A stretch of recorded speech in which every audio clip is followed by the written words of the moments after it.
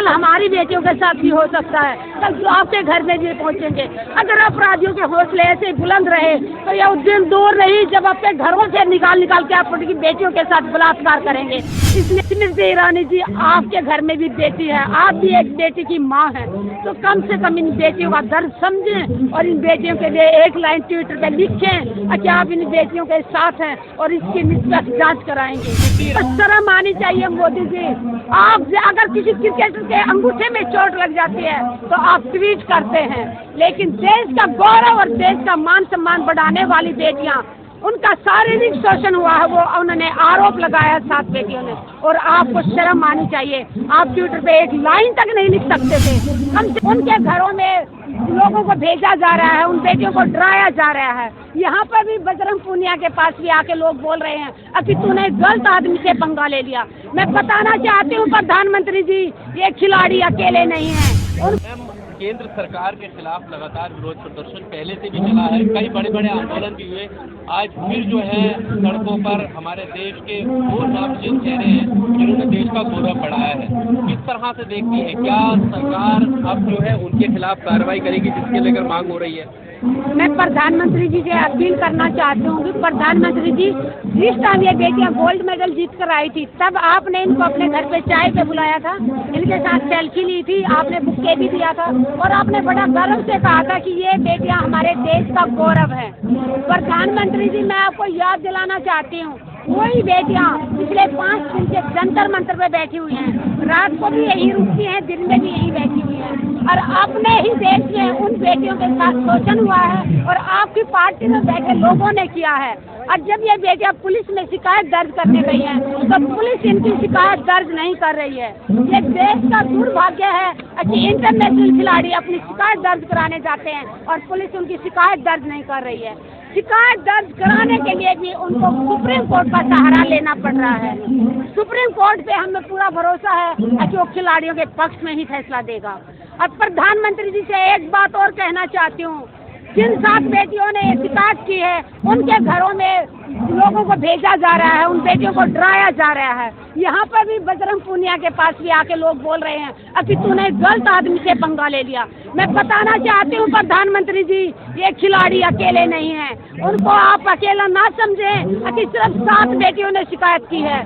देश के पूरे जनता इनके साथ है, चाहे किसान हो, चाहे युवा हो या देश के पूर्व सैनिक हो, सब इन बच्चों के साथ है। और हर यूनिवर्सिटी के बच्चे यहाँ पे आके समर्थन देने गए हैं। जितने दिन आप लगाएंगे इनको न्याय देने में उतनी भीड़ ज्यादा बढ़ेगी और सरकार की परेशानियां ज्यादा होंगी, क्योंकि यहाँ पे यूनिवर्सिटी के बच्चे भी आए हुए थे। कल जयपुर यूनिवर्सिटी के बच्चे आए हैं, JNU के बच्चे यहाँ पे आए, दिल्ली यूनिवर्सिटी के बच्चे यहाँ पे आए। अभी जब भी जरूरत होगी लाखों की संख्या में छात्र यहाँ पे इकट्ठे हो जाएंगे। किसान आंदोलन, किसान के संगठन में भी ऐलान किया है, अब 28 तारीख तक का टाइम दिया है, नहीं तो वो ट्रैक्टर ट्रॉलियां लेके दिल्ली में चढ़ाई करेंगे। तो इसलिए प्रधानमंत्री जी से अपील करती हूँ कि जल्द से जल्द इस पे संज्ञान लें। आपको शर्म आनी चाहिए मोदी जी। आप अगर किसी क्रिकेटर के अंगूठे में चोट लग जाती है तो आप ट्वीट करते हैं, लेकिन देश का गौरव और देश का मान सम्मान बढ़ाने वाली बेटियां, उनका शारीरिक शोषण हुआ है, वो उन्होंने आरोप लगाया 7 बेटियों ने, और आपको शर्म आनी चाहिए। आप ट्विटर पे एक लाइन तक नहीं लिख सकते थे। कम से कम प्रधानमंत्री जी का फर्ज बनता था कि जो 7 बेटियों ने आरोप लगाया है हम उसकी निष्पक्ष जांच करेंगे, और अगर ब्रजभूषण जी दोषी पाए गए तो हम उनको कड़ी से कड़ी सजा देंगे और हम बेटियों के साथ हैं। क्या आपको मुखिया का फर्ज नहीं बनता था? प्रधान सेवक जी, आप देश के प्रधानमंत्री हैं तो आपका फर्ज बनता है जनता की आवाज सुने। आप हमेशा मन की बात सुनते आ रहे हैं। 100वां एपिसोड आने वाला है, आपसे रिक्वेस्ट है इस बार 100वां एपिसोड में आप जनता के मन की बात हमने बहुत सुनी, हम उसका सम्मान करते हैं। जनता की बात सुने, इन खिलाड़ियों की बात सुने। शर्म आ रही है हमें जंतर मंतर में बैठते हुए। तो दूसरे देशों में ये बात जा रही होगी कि जो दूसरे भारत की खिलाड़ी यहाँ हरा के उनके खिलाड़ियों को और तिरंगा फहरा के गई थी, आज उन्हीं के देश में उन्हीं की सरकार के नेता उनका शारीरिक शोषण कर रहे हैं और उनकी पुलिस उनकी शिकायत तक दर्ज नहीं कर रही है। मैम, आप भावुक हो रही है, क्या आपकी अपील इतनी भावुकता से आप बोल रही हैं उन देश की बेटियों के लिए, क्या प्रधानमंत्री तक वो भावुक अपील पहुंच नहीं रही है या उन पर असर नहीं पड़ रहा है? आपके आंसू छलक रहे हैं। मैं रिक्वेस्ट करती हूँ कि कोई भी इस वीडियो को सुन रहा है तो प्रधानमंत्री जी तक ये आवाज पहुंचाए, क्योंकि कुछ लोग कह रहे हैं कि प्रधानमंत्री जी को तो पता ही नहीं है। तो मैं आप सबसे अपील करती हूँ कि कोई भी ये मैसेज पहुंचाए कि आपके देश का मान सम्मान गौरव बढ़ाने वाली बेटियां 4 दिन से अपील कर रही हैं, ना उनकी शिकायत दर्ज हो रही है, ना उनको न्याय मिल रहा है, और जो जिनके ऊपर आरोप लगाया है वो अपने पद पे जैसे के तैसे डटे हुए हैं। तो प्रधानमंत्री जी से अपील करती हूँ, और बीजेपी सरकार में जितनी भी माताएं बहनें हैं, जो सांसद हैं, एमएलए हैं, उन सभी से अपील करती हूँ कि पार्टी से ऊंचा उठ के एक नारी होते हुए आप महिलाएं हैं, ये जो 7 बेटियों ने आरोप लगाया है ये कोई छोटा आरोप नहीं है, ये मातृशक्ति के सम्मान की लड़ाई है। आप सब ने इसमें साथ देना चाहिए, और खास करके स्मृति ईरानी जी से अपील करती हूँ। स्मृति ईरानी जी, आपके घर में भी बेटी है, आप भी एक बेटी की माँ हैं, तो कम से कम इन बेटियों का दर्द समझें और इन बेटियों के लिए एक लाइन ट्विटर पे लिखें कि आप इन बेटियों के साथ हैं और इसकी निष्पक्ष जांच कराएंगे। स्मृति ईरानी जी की बेटी को लेकर जब सवाल खड़े हुए थे तो उन्होंने बेटियों की अस्मिता को लेकर सवाल किया था और घेरने की कोशिश की थी।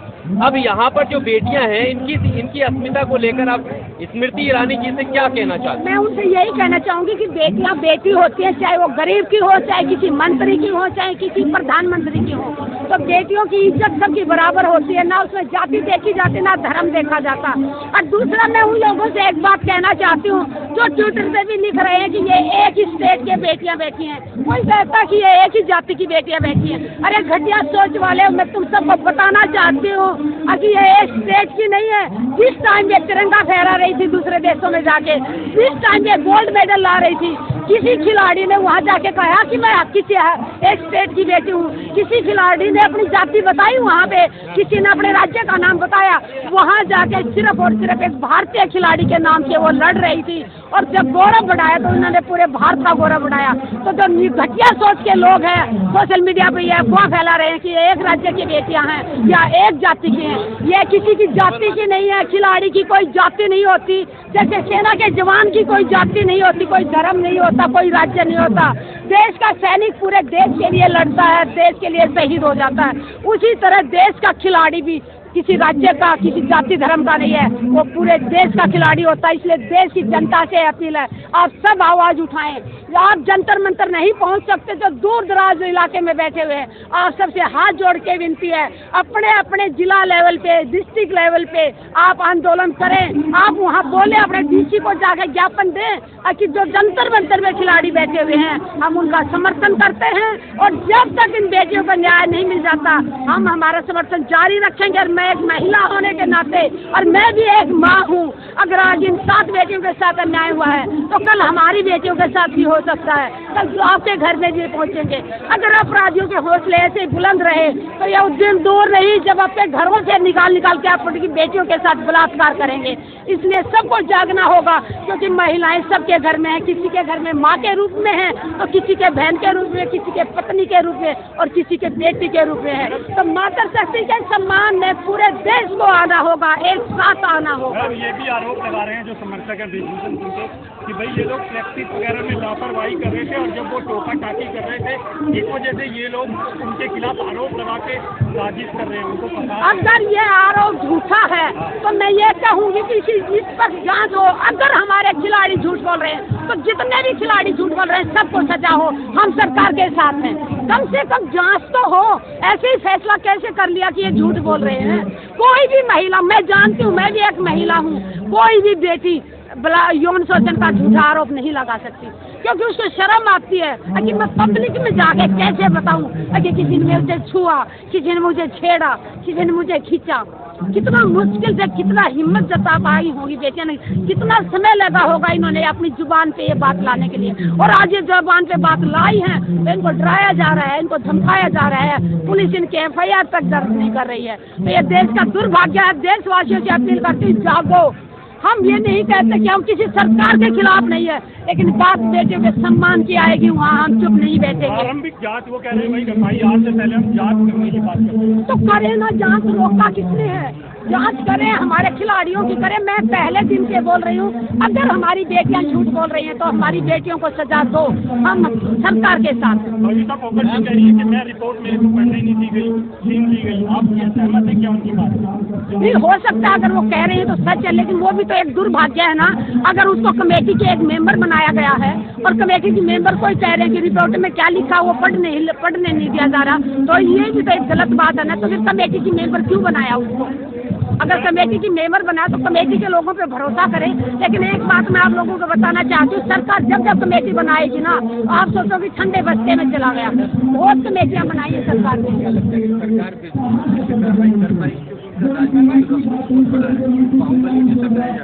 सच्चाई के सामने कोई टिक नहीं सकता, और जहाँ सच्चाई होती है वहाँ भगवान होते हैं, इसलिए उनको उनके ऊपर कार्रवाई करनी होगी, क्योंकि जब तक कार्रवाई नहीं करेंगे बेटियाँ यहाँ से नहीं हटने वाली है। पूरा देश इनके साथ कह रहे मैडम मैं तो निर्दोष हूँ, चाहे फांसी पे चढ़ा दूँ, उनका कहना है। हाँ तो ठीक है, जांच होएगी, पता चलेगा ना।